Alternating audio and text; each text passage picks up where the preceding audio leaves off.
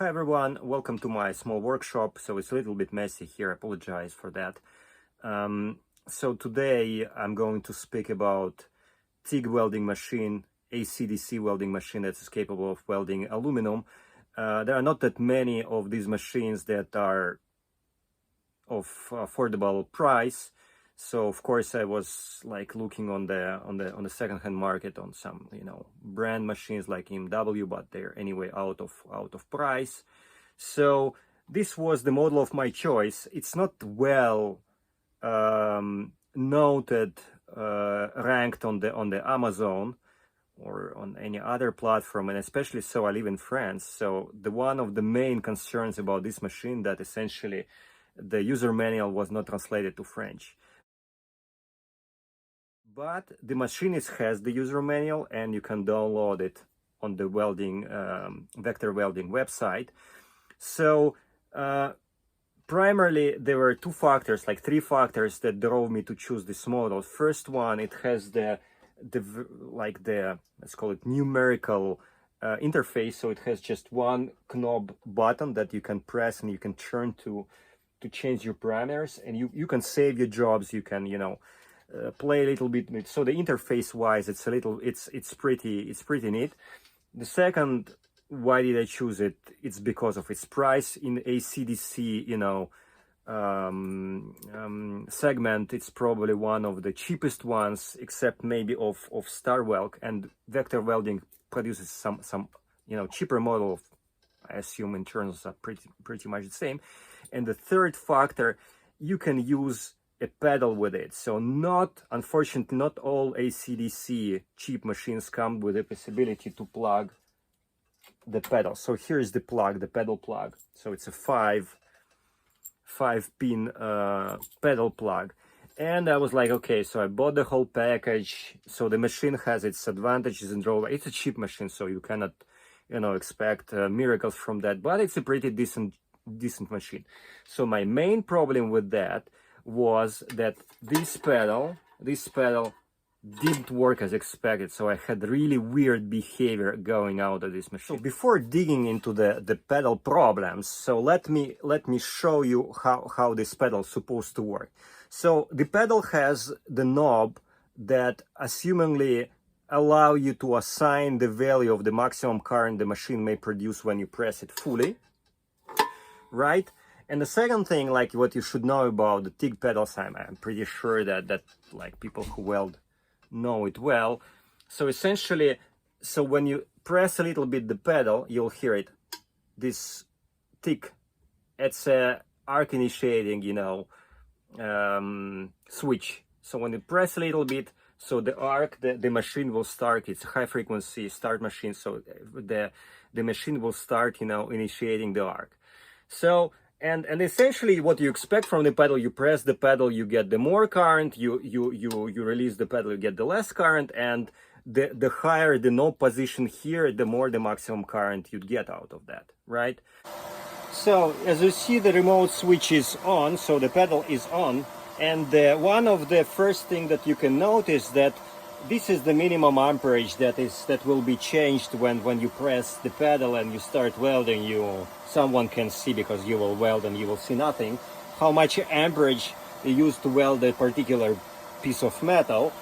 So, but what you can notice that by turning this knob, nothing changes on the machine. So the first thing that you notice that essentially you don't know what's the maximum current you are dealing with. You have no means. So you'd say, yeah, but maybe I can do that. So in some sort of, I press the pedal and maybe the machine will show me something. Essentially, before it starts to weld, nothing happens. So now everything is disconnected. So I just press the pedal to show you what's going on.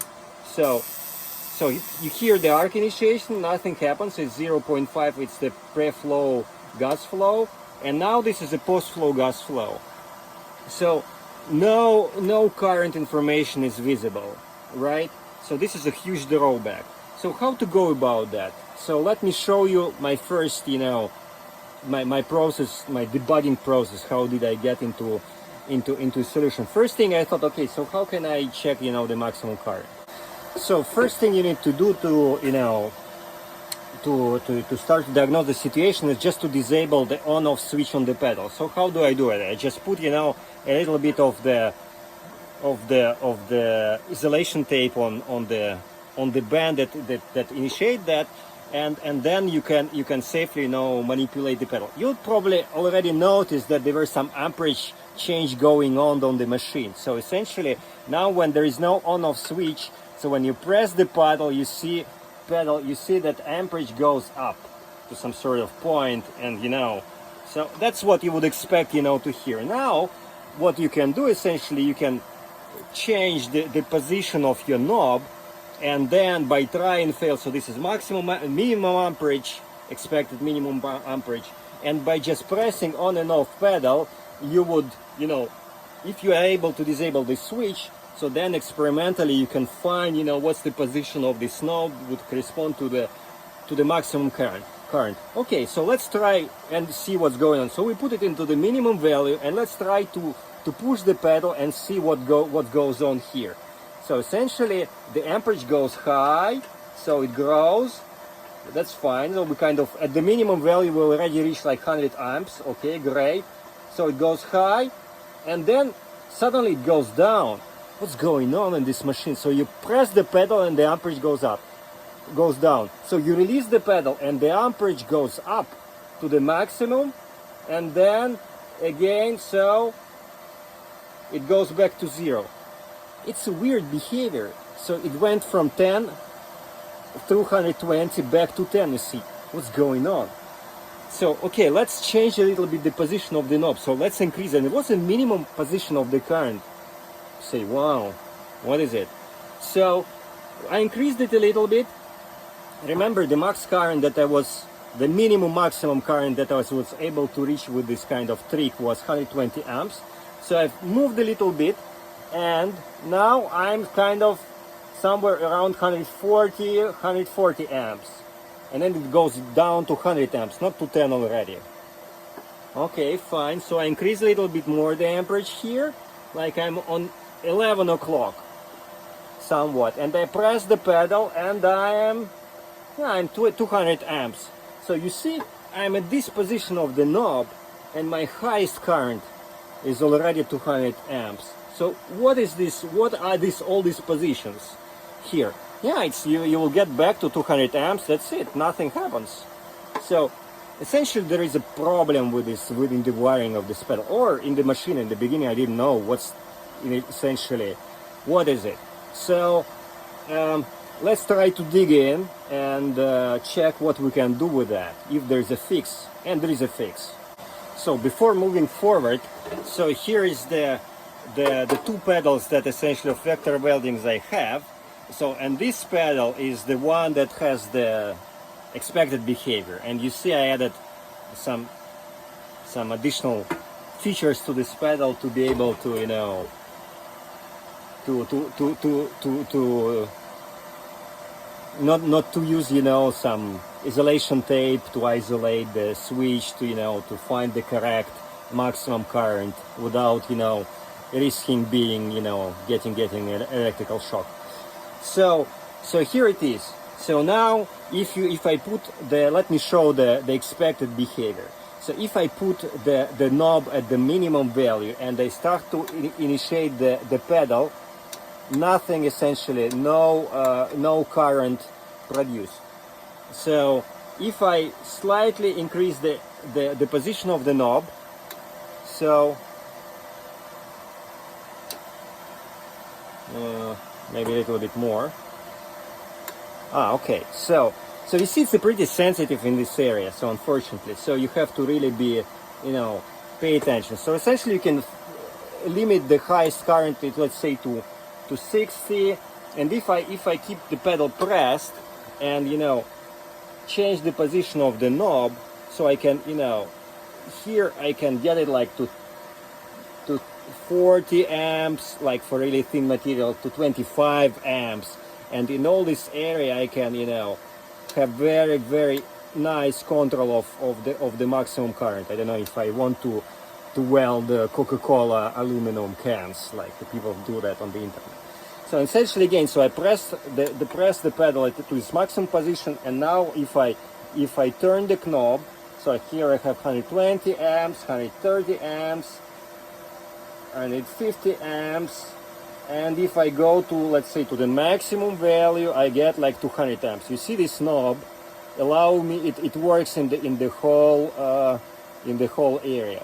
So probably it's an easy fix that will not, you will need to put one wire into this pedal to achieve this behavior.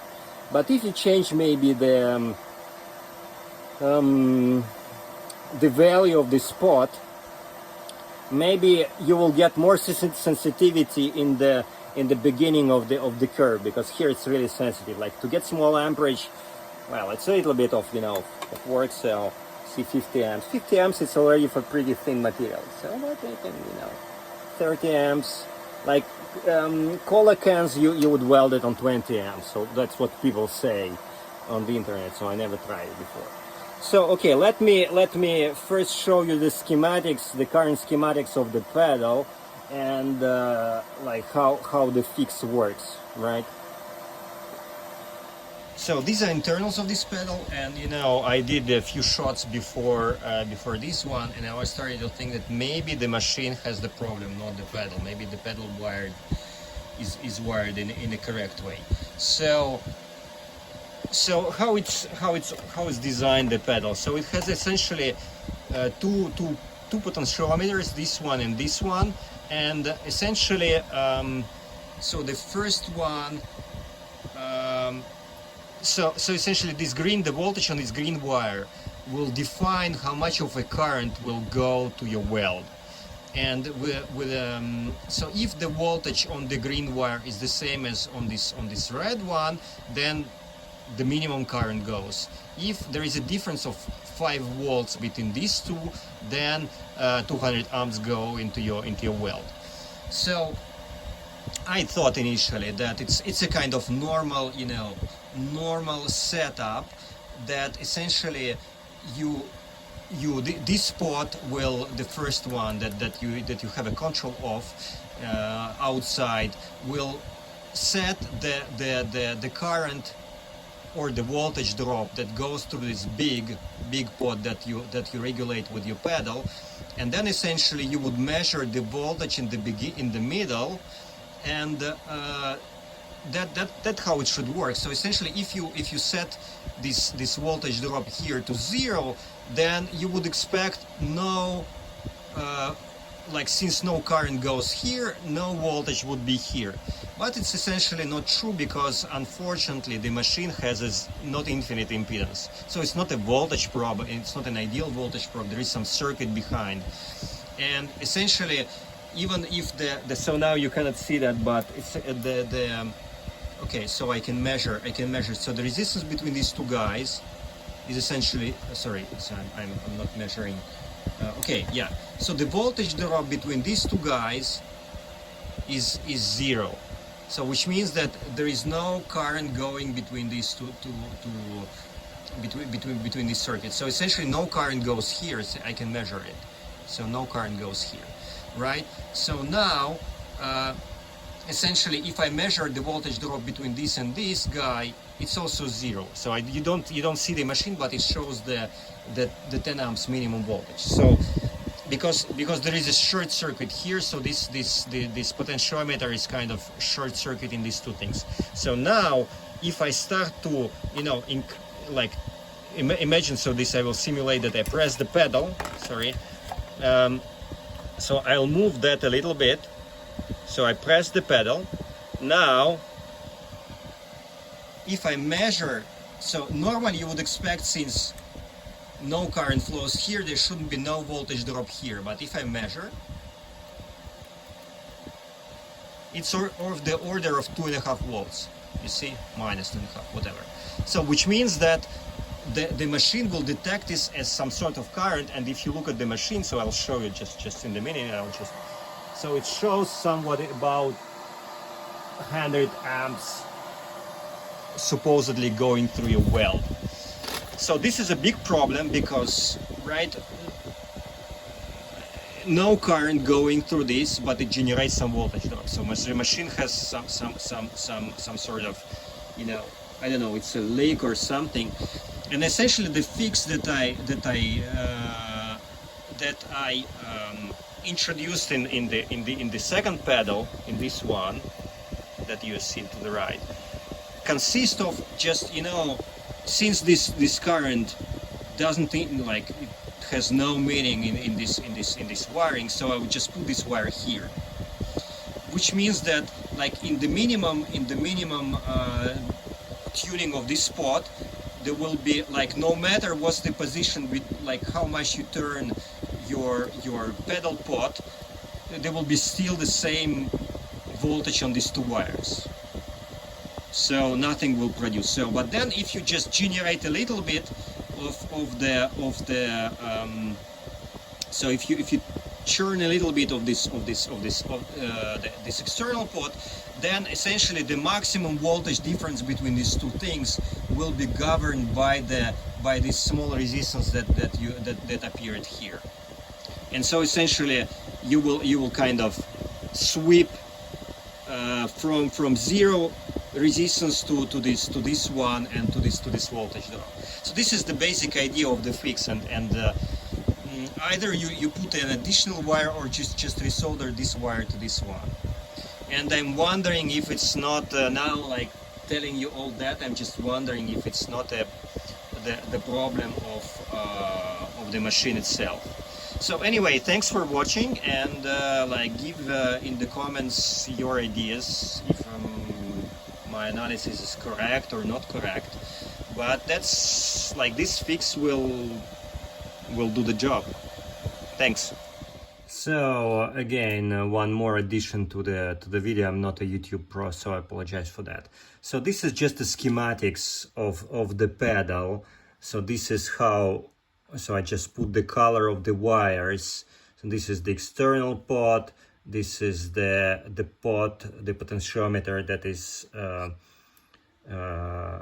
is manipulated by the pedal. So these are the values of these two potentiometers. So external is like 7 kilo ohms, like 7.7, and the one that you manipulate with the pedal is 2.2.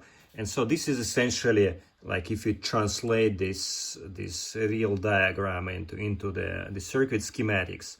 So here are the numbers. So you can pause the video just to study this image. So essentially, like, the main problem, as I said in the last part of the video, is that this E3, so this resistance, internal resistance of the machine, is not infinite.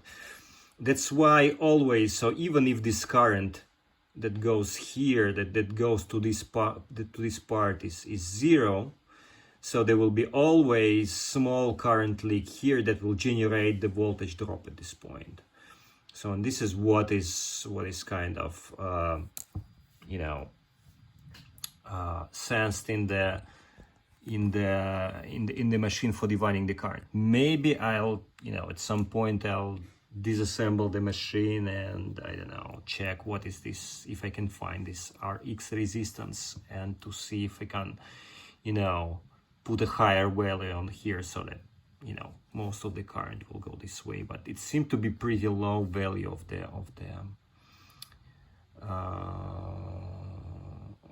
this resistance. So this is how it, and essentially it doesn't work. So even if there is no current goes through this one, if you put 5 to 4, if you short circuit these two, you will still have some current here.